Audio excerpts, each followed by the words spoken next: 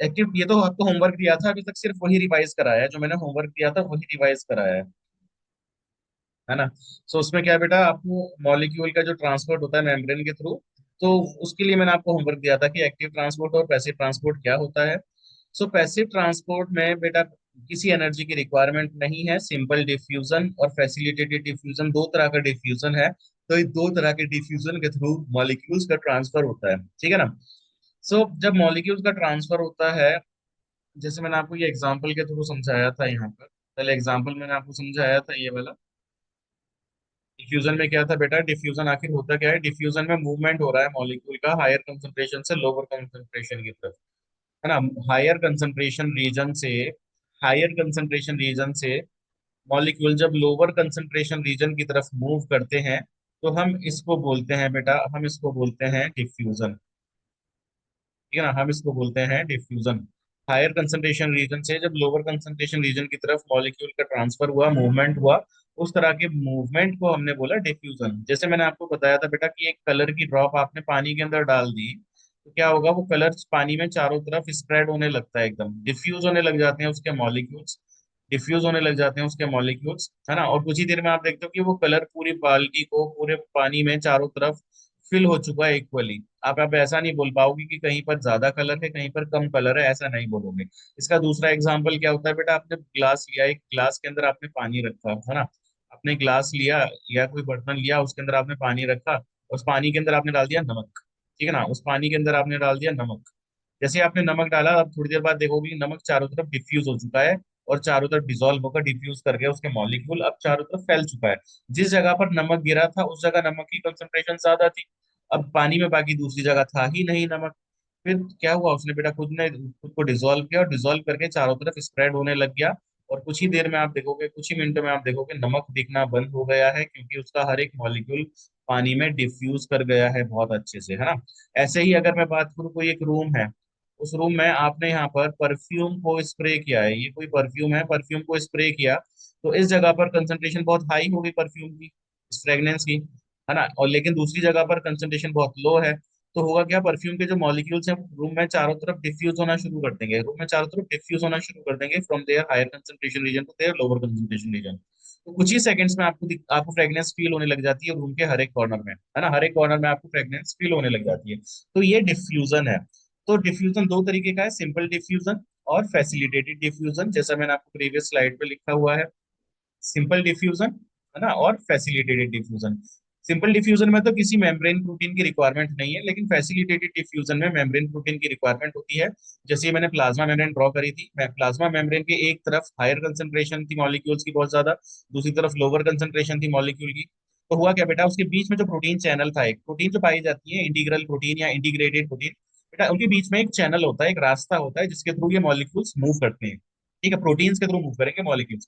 तो होता क्या है, प्रोटीन के थ्रू उसमें चैनल है, तो हायर कंसंट्रेशन से लोअर कंसंट्रेशन की तरफ मॉलिक्यूल्स मूव कर रहे हैं। तो इसको एक फैसिलिटी प्रोवाइड किसने करी बेटा, फैसिलिटी प्रोवाइड करी है प्रोटीन चैनल ने, है ना। तो इसी वजह से हमने इसका नाम बोल दिया फैसिलिटेटेड डिफ्यूजन, फैसिलिटेटेड डिफ्यूजन, क्योंकि फैसिलिटी प्रोवाइड की गई है बाय प्रोटीन। फैसिलिटेटेड डिफ्यूजन में प्रोटीन चैनल के थ्रू मॉलिक्यूल्स मूव कर रहे हैं from their higher concentration region to their lower concentration region, है ना, अलोंग द कंसंट्रेशन ग्रेडियंट। जब मेम्ब्रेन के एक तरफ मॉलिक्यूल ज्यादा होते हैं और दूसरी तरफ मॉलिक्यूल कम होते हैं, तो बेटा हम इसको बोलते हैं ग्रेडियंट, कि एक कंसंट्रेशन ग्रेडियंट बन गया है।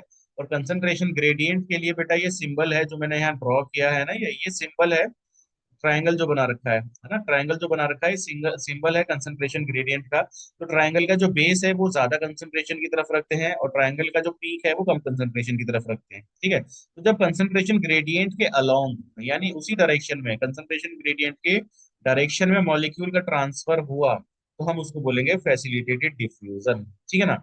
वहीं पर अगर ये वाला ट्रांसफर, अगर अगर ये वाला ट्रांसफर अगेंस्ट द कंसंट्रेशन हो, अगेंस्ट द कंसंट्रेशन ग्रेडियंट, यहाँ तो मेम्ब्रेन बना देते हैं, मेम्ब्रेन में चलो ये प्रोटीन का चैनल बना दिया मैंने,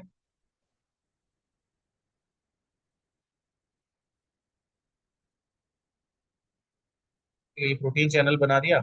और जो मॉलिक्यूल ट्रांसफर हो रहे हैं, एक तरफ हाई कंसंट्रेशन है, एक तरफ कम कंसंट्रेशन है, तो डायरेक्शन क्या है बेटा, ट्रांसफर की direction from their higher concentration region to their lower concentration region. ये तो एग्जांपल हो गया फैसिलिटेटेड डिफ्यूजन का, ठीक है। यहीं पर अगर एक्टिव ट्रांसपोर्ट है तो एक्टिव ट्रांसपोर्ट में क्या हो रहा है बेटा, एक्टिव ट्रांसपोर्ट में हो रहा है against the concentration gradient. Active transport में क्या हो रहा है, ये रही मेम्ब्रेन, इसमें भी प्रोटीन की रिक्वायरमेंट है, लेकिन यहाँ हम प्रोटीन को क्या बोलते हैं बेटा, हम यहाँ बोलते हैं प्रोटीन को पंप। पंप, क्योंकि पंप चलाने के लिए एनर्जी की रिक्वायरमेंट होती है। तो आपके घर में पानी की जो टंकी भरी हुई है, या इधर देखिए यहाँ कंसंट्रेशन कम है, मॉलिक्यूल की एक तरफ ज्यादा है। आपके घर में जैसे पानी की टंकी को भरना होता है तो आप पंप चलाते हो, है ना, एनर्जी चाहिए पंप चलाने के लिए, बिजली से चलाते हो, तो डायरेक्ट आपको एनर्जी उसमें करंट प्रोवाइड करा देते हैं, है ना, तो वो चलने लगता है। ऐसे ही इसमें against the concentration gradient, lower concentration से हायर कंसंट्रेशन की तरफ हो रहा है मूवमेंट, लेकिन इसको क्या चाहिए बेटा, इसको चाहिए एटीपी। तो चाहिए एटीपी, एटीपी आएगा और एटीपी आकर करा देगा एक्टिव ट्रांसपोर्ट। और एक्टिव ट्रांसपोर्ट का एग्जांपल क्या है बेटा, सोडियम पोटेशियम पंप। इनको प्रोटीन पंप कहा जाता है, ये जो प्रोटीन चैनल की तरह दिखाई दे रहे हैं इनको प्रोटीन पंप बोला जाता है। और ये काम करते हैं against the concentration gradient, against the concentration gradient, ठीक है ना। ये एक्टिव ट्रांसपोर्ट है, ठीक है ना। अब चलते हैं अगले टॉपिक पर। ये क्लियर है ना चीज, जो बताइए आपको, आपने पढ़ा भी होगा तो ये और अच्छे से आपको समझ में आ गई चीज, है ना,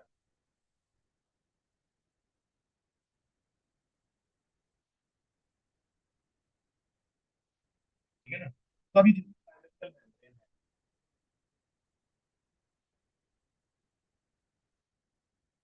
all the biological membranes, biological membranes क्या है बेटा, ये चाहे सेल मेम्ब्रेन किसी भी पार्ट, किसी, ये जो प्लाज्मा मेम्ब्रेन है उसको बायोलॉजिकल मेम्ब्रेन बोला, चाहे वो किसी सेल ऑर्गेनली के ऊपर पाई जा रही हो या खुद सेल के ऊपर पाई जा रही हो, चाहे बैक्टीरिया के ऊपर की सेल मेम्ब्रेन की क्यों ना हो, सारी की सारी जो है,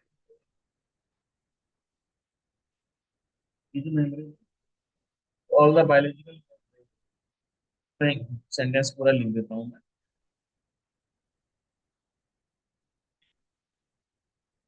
द प्लाज्मा मेम्ब्रेन, सेल के चारों तरफ पाई गई प्लाज्मा मेम्ब्रेन, या फिर सेल ऑर्गेनलीज के ऊपर पाई गई,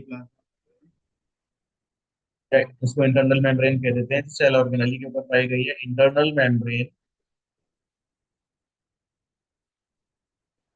main eukaryotic cell.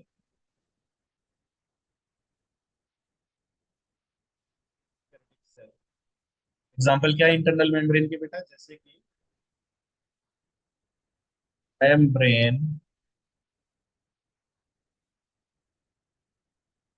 Membrane bounding endoplasmic reticulum, ठीक है, न्यूक्लियस, न्यूक्लियस के चारों तरफ भी मेम्ब्रेन होती है, माइटोकॉन्ड्रिया, माइटोकॉन्ड्रिया के भी चारों तरफ, जो है बेटा माइटोकॉन्ड्रिया के भी चारों तरफ मेम्ब्रेन पाई जाती है, ठीक है ना, माइटोकॉन्ड्रिया हो गया। इसके अलावा बेटा गोल्जी है, लाइसोसोम है, बॉडी है, लाइसोसोम, ठीक है ना, चाहे लाइसोसोम चाहे पेरोक्सिसोम ही क्यों ना हो, पेरोक्सिसोम सबके चारों तरफ मेम्ब्रेन है ना, पेरोक्सिसोम एटसेट्रा, इन सबके चारों तरफ मेम्ब्रेन है, तो उनको बोलते हैं इंटरनल मेम्ब्रेन, है ना।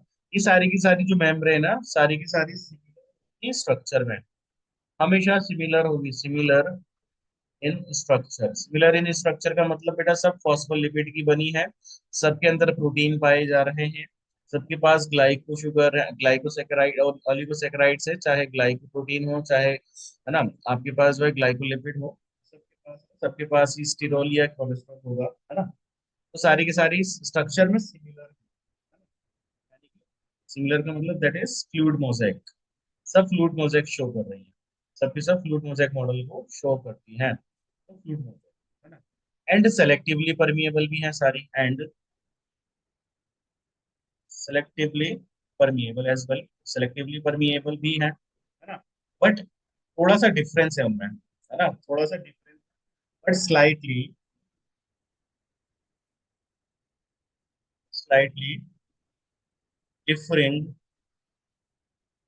इन अदर फंक्शंस, बस उनका फंक्शन थोड़ा अलग अलग हो जाता है, वो जिस ऑर्गेनली पे पाई जा रही है उसके अकॉर्डिंग वो थोड़ा सा फंक्शन परफॉर्म करती है, क्योंकि ऑर्गेनली के अकॉर्डिंग उस मेम्ब्रेन के ऊपर कुछ स्पेशल प्रोटीन होंगी, है ना। जैसे फोटोसिंथेसिस के लिए जो थाइलेकॉइड है, फोटोसिंथेसिस के लिए जो थाइलेकॉइड होता है, थाइलेकॉइड की मेम्ब्रेन पर पिगमेंट्स पाए जाते हैं तो वो फोटोसिंथेसिस करेगी, है ना। लेकिन प्लांट सेल के अंदर थाइलाकोइड के अलावा या क्लोरोप्लास्ट की मेम्ब्रेन के अलावा और कोई सेल ऑर्गेनेली की मेम्ब्रेन फोटोसिंथेसिस नहीं करेगी। तो फंक्शन अलग हो गया उसका थोड़ा सा। ऐसे ही एटीपी का सिंथेसिस जो करना है बेटा, एटीपी का सिंथेसिस कौन करता है? माइटोकॉन्ड्रिया। तो माइटोकॉन्ड्रिया की मेम्ब्रेन एटीपी सिंथेसिस कर रही है क्योंकि उसकी मेम्ब्रेन में इलेक्ट्रॉन ट्रांसपोर्ट सिस्टम के प्रोटीन्स हैं, तभी वो एटीपी बना पा रही है ना। बाकी किसी और ऑर्गेनेली के अंदर जो है मेम्ब्रेन एटीपी नहीं बना रही। ठीक है, माइटोकॉन्ड्रिया के अंदर बन रही है, लेकिन एंडोप्लाज्मिक रेटिकुलम की मेम्ब्रेन, है ना, गोल्जी कॉम्प्लेक्स की मेम्ब्रेन को एटीपी नहीं बना रही। तो फंक्शन थोड़ा सा डिफरेंट है। स्ट्रक्चर तो सेम होगा लेकिन स्लाइटली डिफरेंट है वो फंक्शन में अपने क्या फंक्शन परफॉर्म कर रही है। ठीक है ना। तो ये वाला स्टेटमेंट ना ज्यादातर पूछ लिया जाता है कई बार, ट्रू और फॉल्स की फॉर्म में। ठीक। चलिए अपना अब नेक्स्ट टॉपिक शुरू करते हैं। अब हम सेल वॉल, सेल वॉल शुरू करते हैं। Cell wall, cell wall plant cell के चारों तरफ पाई जाती है ना। सेल वॉल, तो सेल वॉल कहाँ पाई गई? Is the outer most, outer most part, outer most part है ये सेल वॉल, है ना। मोस्ट है, साथ के साथ ही कैसा है बेटा? Non living. अगर आपसे पूछा जाए कि प्लांट सेल के अंदर कोई एक ऐसा कंपोनेंट बताइए जो कि नॉन लिविंग है, तो वो है सेल वॉल। सेल वॉल के अंदर जितना भी मटेरियल है, जितनी भी चीजें हैं, वो सारी की सारी लिविंग कहलाती हैं। साथ के साथ ये रिजिड भी है, सख्त होती है ना सेल वॉल। और कहाँ प्रेजेंट है? Present outside the cell membrane, present outside the cell membrane, cell membrane के बाहर प्रेजेंट होती है। ठीक है, present outside the cell membrane. अब इसके कुछ बेटा इंपॉर्टेंट पॉइंट्स हैं। इंपॉर्टेंट पॉइंट्स क्या है वो देखिए।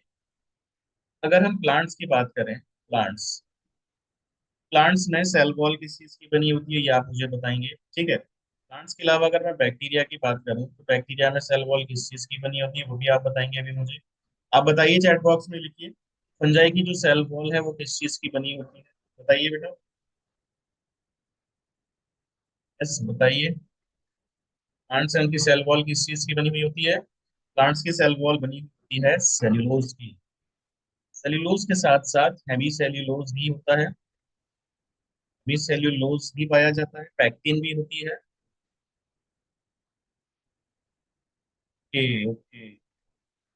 कि डिफ्यूजन पर ही रह गए हो आप? मीना अभी बताते हैं, रुक जाओ बस, है ना। ये वाली स्लाइड पूरी कर दो, फिर मैं आपको फिर से रिवाइज करा देता हूँ, ठीक है। Pectin and proteins. ठीक है, so cellulose, hemicellulose, pectin and proteins, इन चारों चीजों से मिलकर बनी है प्लांट की सेल वॉल। बैक्टीरिया की सेल वॉल बनी होती है बेटा पेप्टिडोग्लाइकेन की, है ना, पेप्टिडोग्लाइकेन पाया गया। फंजाई की सेल वॉल होती है काइटिन की, फंजाई की सेल वॉल है काइटिन की।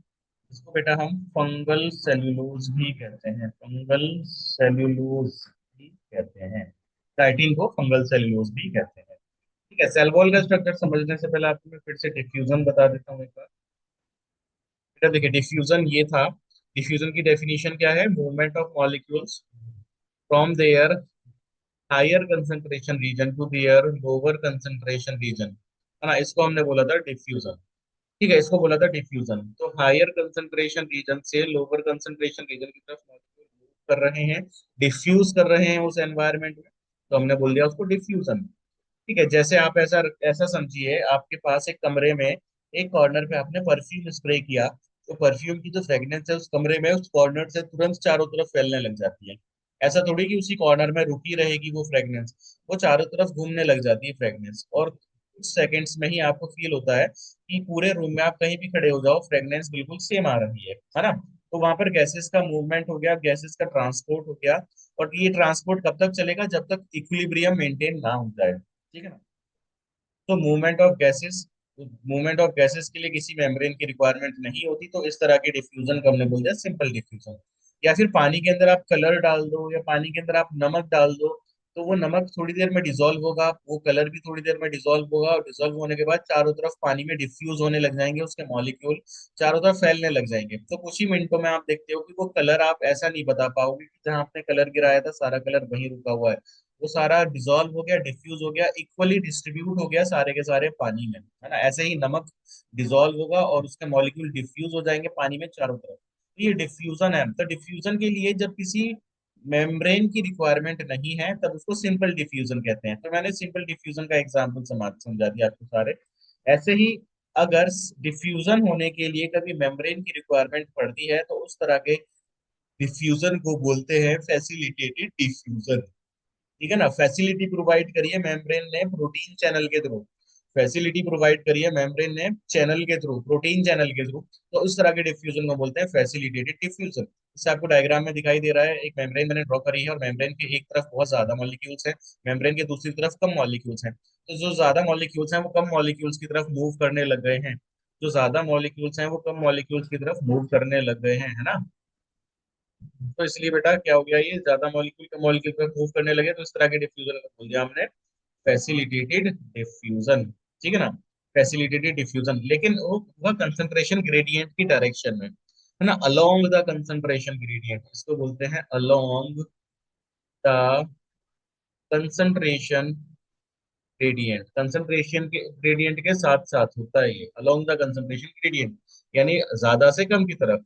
वहीं पर अगर एक्टिव ट्रांसपोर्ट देखते हैं तो बेटा हम एक्टिव ट्रांसपोर्ट में देखते हैं कि ट्रांसपोर्ट जो हुआ है अगेंस्ट द कंसंट्रेशन ग्रेडियंट हुआ है, यानी लो कंसंट्रेशन थी यहाँ पर, देखिए यहाँ लो कंसंट्रेशन थी, यहाँ ज्यादा कंसंट्रेशन थी, लेकिन मॉलिक्यूल ज्यादा कंसंट्रेशन की तरफ मूव कर गए लो कंसंट्रेशन से।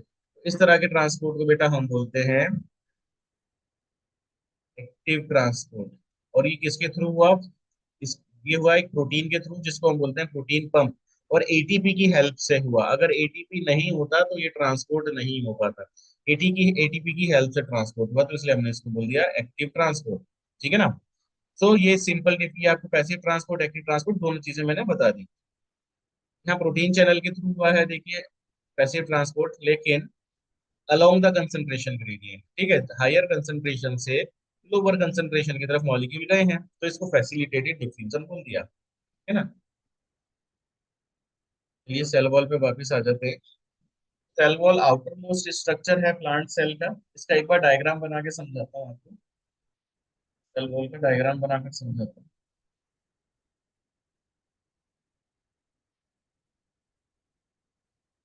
मैं एक अभी ये प्लांट सेल बना रहा हूँ बेटा।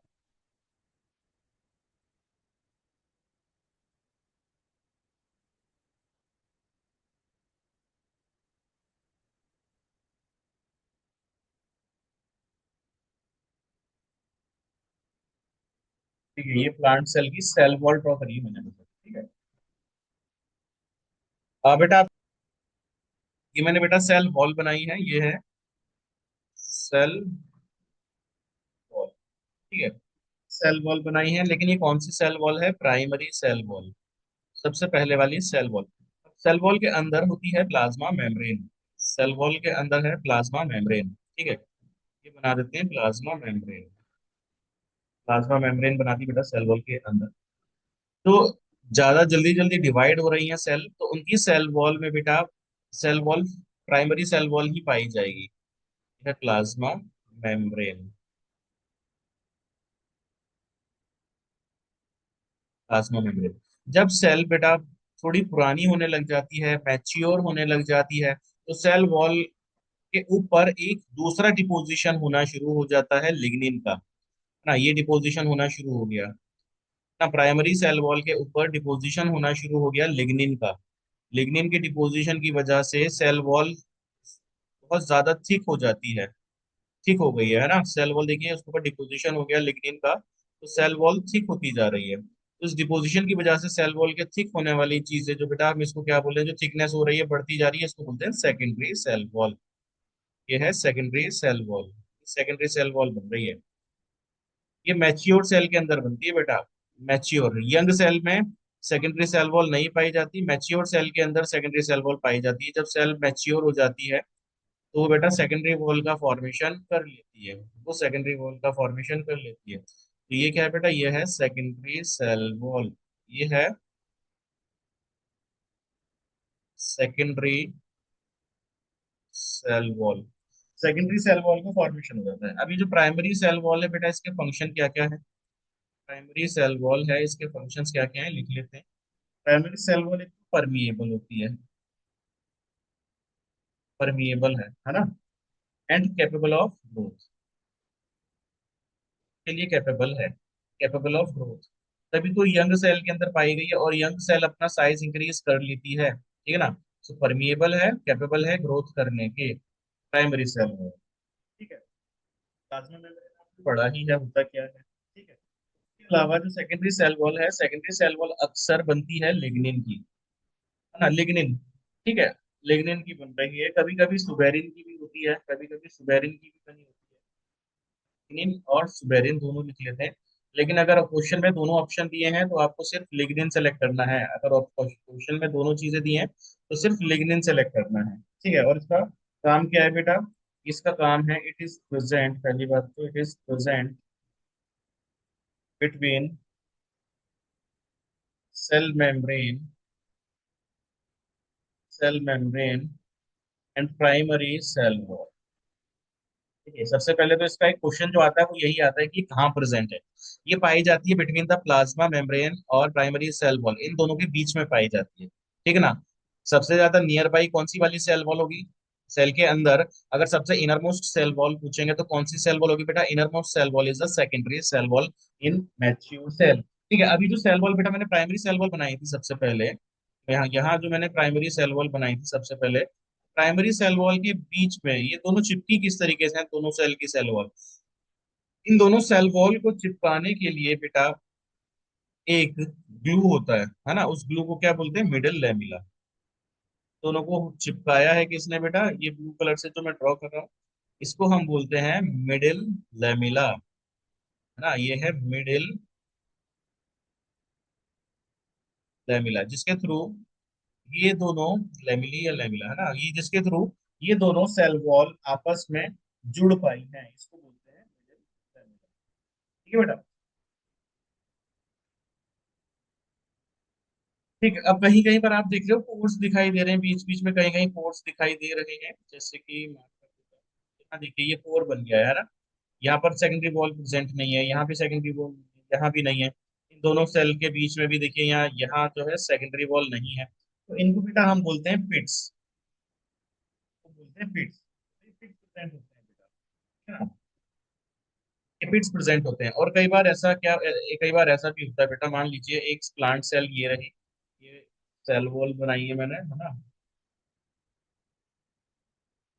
दो प्लांट सेल हैं, और दोनों प्लांट सेल के बीच में जो मेम्ब्रेन, ये जो मेम्ब्रेन होती है, ये मेम्ब्रेन ट्रेवर्स कर गई, पार आर पार हो गई, ट्रेवर्स कर गई, आर पार हो गई, उसने क्या बना लिया, इंटरसेल्यूलर जंक्शन बना लिया, है ना, इंटरसेल्यूलर जंक्शन बना लिया, ऐसा जंक्शन बना लिया जिससे दोनों सेल कनेक्ट के आपस में एक दूसरे के साथ। ये रही सेल, मैंने सेल कंप्लीट बना दी, ठीक है। उसके बाद अंदर सेल मेम्ब्रेन ड्रॉ करी है, जो कि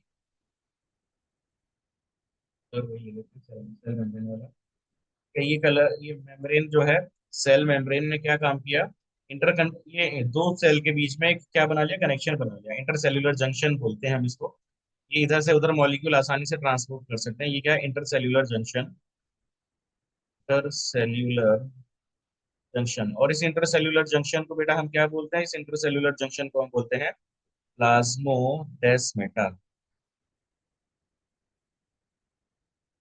ठीक है, इसको बोलते हैं प्लाज्मोडेस्मेटा, ठीक है ना, प्लाज्मोडेस्मेटा भी इसी को बोलते हैं।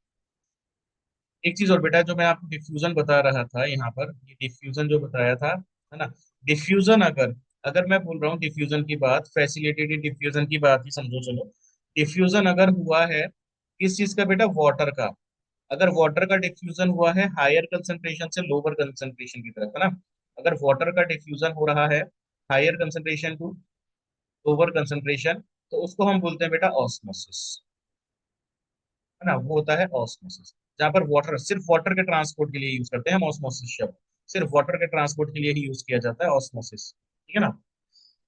सेल वॉल की बेटा कुछ इंपॉर्टेंट पॉइंट्स हैं वो लिख लेते हैं हम, सेल वॉल के जो इंपॉर्टेंट पॉइंट्स हैं वो लिख लेते हैं। जैसे बेटा मिडिल लेमिला का, मिडिल लेमिला के बारे में अगर बात करें,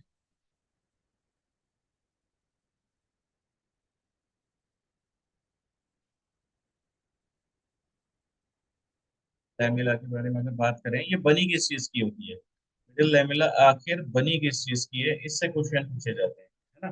मिडिल लैमेला आखिर बनी किसकी होती है? It is composed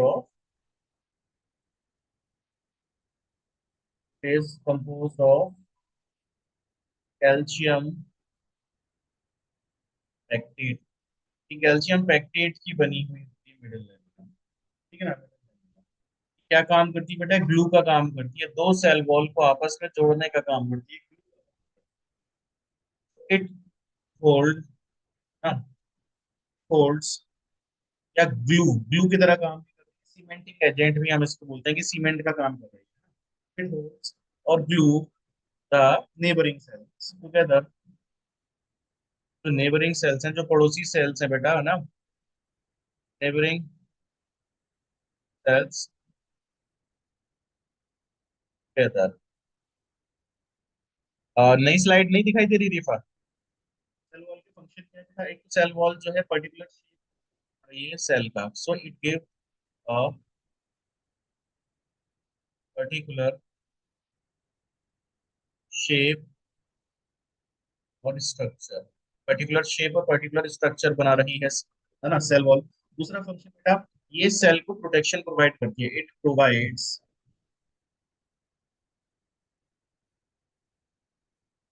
protection from mechanical injury. Mechanical injury होती है ना, मैकेनिकल इंजरी सेल को उससे बचाएगी।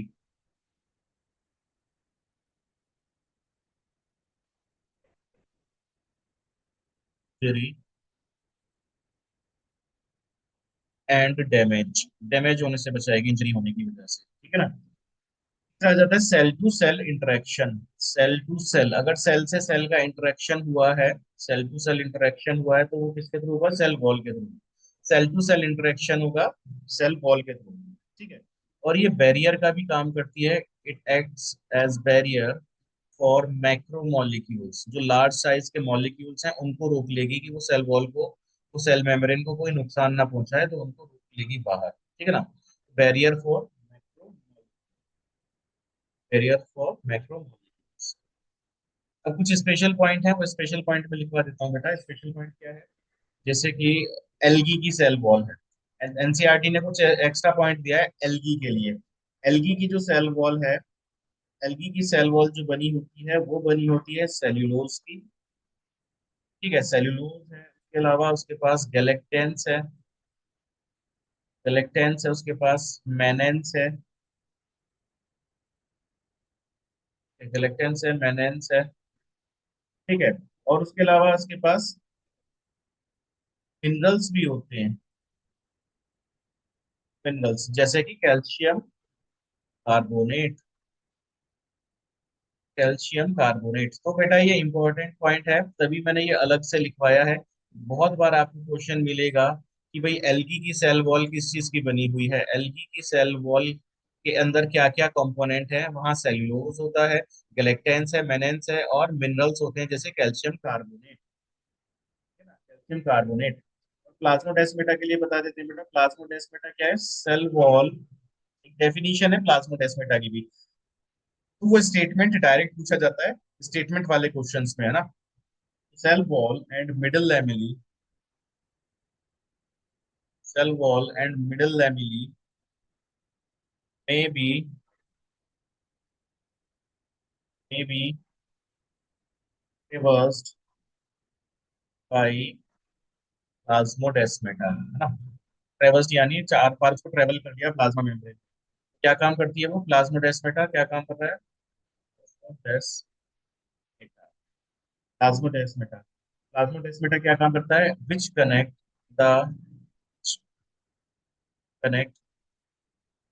The cytoplasm of cytoplasm of neighbouring cell,